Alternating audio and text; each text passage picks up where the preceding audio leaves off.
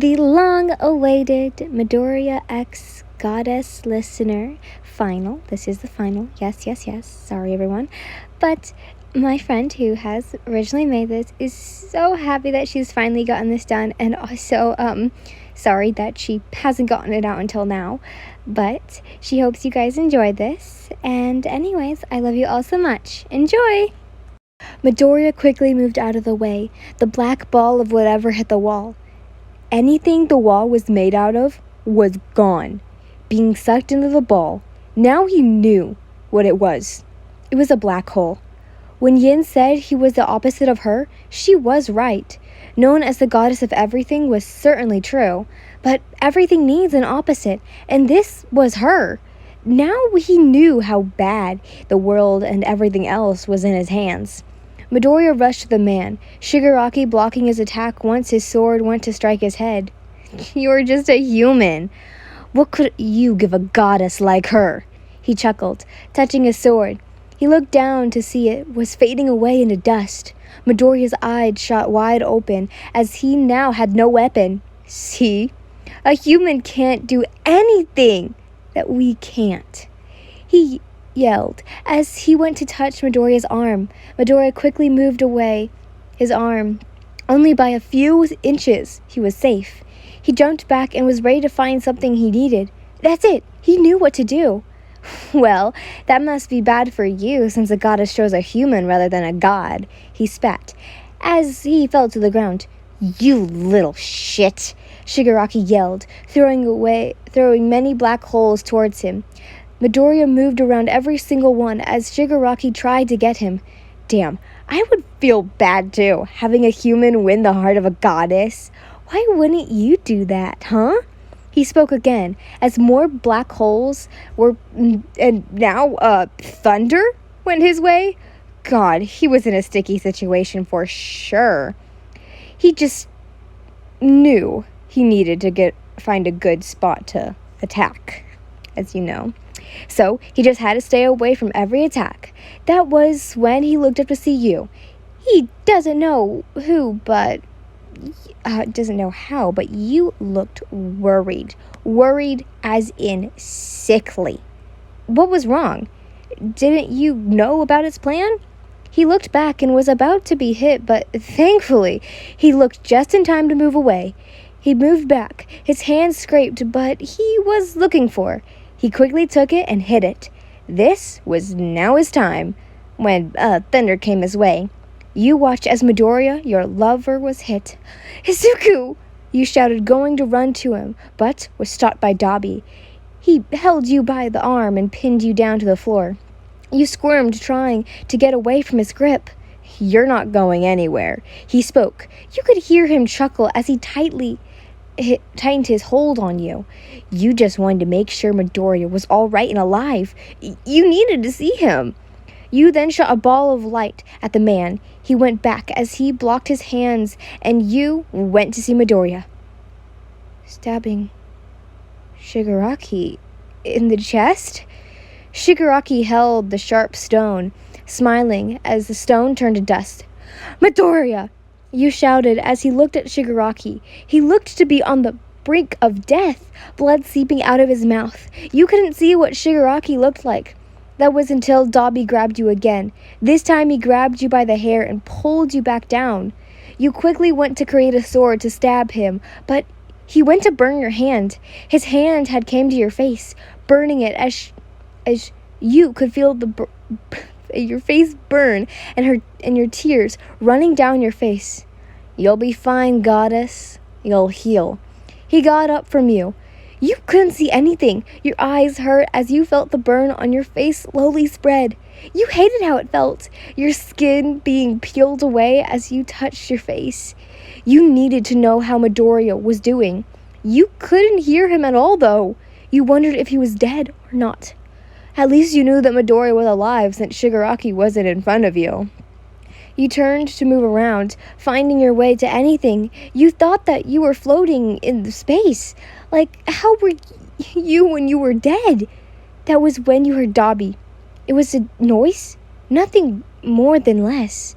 That was when you heard him get up and punched. You tried to look to see who hit him. Then someone held you. You fought and squirmed, trying to get out of their grip. You wanted out of this person's grip. You didn't know who this person was. You went to hit the person with a dagger you made out of thin air.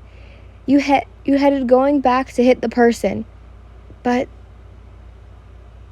the person's hair was curly? Was it Midoriya? You dropped the dagger and went to touch the hair of the person. It was indeed curly. Midoriya?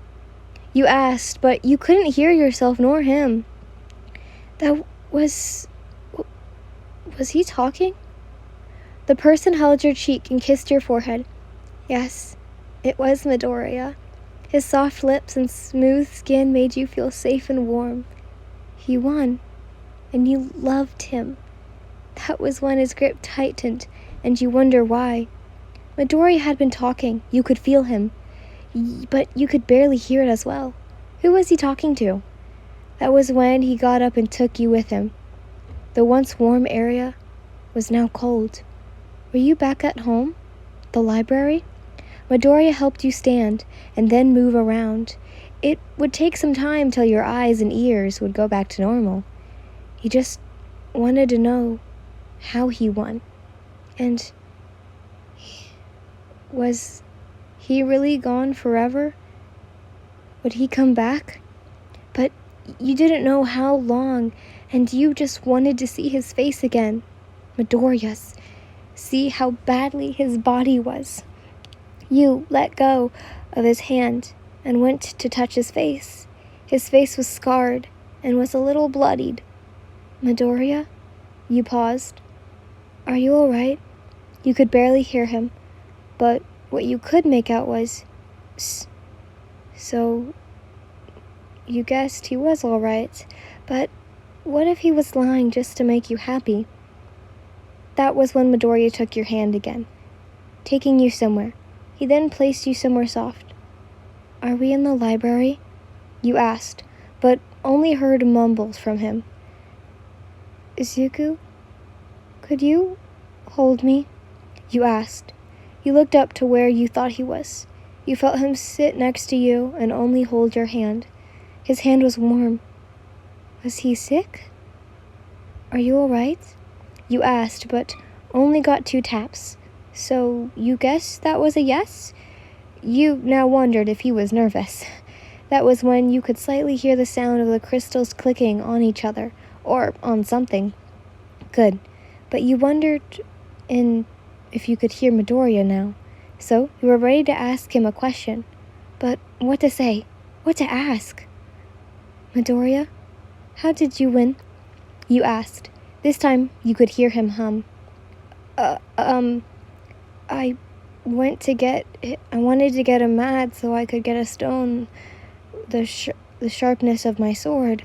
I then got caught, which wasn't my plan, but I waited till he came to me, because he made a sword out of something and went to me and was talking about how stupid I was about being cocky, so then I stabbed him in the chest with a stone. I guess that's how I won, but not forever. He said I won for now. He sighed. I'm sorry, my lady. He finished. At least you took him down for a bit. You heard him make a surprised noise from him. My hearing is back, but not my eyes. I don't know when, but I know it will take some time. You sighed, getting up and flying to the crystals into the air. But you hit your head on one of the ones you were looking for. Ouch. You moved away, holding your head that you hit the crystal with. You then moved it and flew back down, hopefully in front of him. Wrong way, my lady. You heard him behind you. You sighed, and now, hopefully now, he was in front of you. I want you to take this. This is my strength of power. After you absorb it, I will no longer be able to fight. You gave it to him. He took it from your hands. But what happens if I can't protect you? He spoke for a moment. I'll have you by my side. You smiled. But what if I'm not there? He asked. That's what I'm getting to. You sighed. After some time, the crystal will come back, and then I'll be able to fight again." You smiled. You couldn't see his face, but you could tell that he was calming down. His breathing was now once again normal. "Now, Midoriya, hold it to your chest." You moved to him, pushing the crystal to his chest and holding it there. "Now close your eyes and concentrate on the power you will get, all right?" You asked as you heard him hum. He could feel the warmth of the crystal. It feels as if it's going to nothingness, until it felt like he was holding tiny pebbles. "Now, we're done." He opened his eyes and looked at his hands. The crystal was indeed a pebble-shaped. "Now, lift it into the air." Midoriya did as told, holding his hand out as the pebble went up into the air, floating to its friends, shining as it got there. "Now, Midoriya, you're my god," you smiled. "Many centuries will pass, and the god of death and destruction and everything bad had given his power to only 4 people: fire, death, pain, and torture, all on his side. So, you did the same to make him stop. Midoriya, the god of strength, and you giving your power to 4 others: love, knowledge, nature, and space, where you could still keep an eye on all of them, making sure that the world didn't go into chaos. But here you are, sitting in a grass landscape, with all the heroes sitting and enjoying their lives, after winning the world with the gods of pain, where everything was calm. That was until your body went up, sweat dripping down your forehead. You looked to your side to see Midoriya? That was until the door opened, and a little girl was seen in the little light that came from outside. "Mama," a blanket in hand, and her other hand rubbing her eye. That's when you remembered. It was all in her storybook that you read her tonight. She was your little girl, Midoriya, and your little girl. The war had been over for 6 years. You had gotten married to Midoriya. Well, Izuku Midoriya, for a matter of fact. Had this lovely little girl. You smiled as she walked over to you. You helped her up, placing her by you. Midoriya waking up a bit. "Is everything okay?" he asked, still with tiredness in him. "Yes, hun. Naomi just had a nightmare." The little girl snuggled into her daddy's chest as he hugged her to sleep, holding both his lovers in his arms.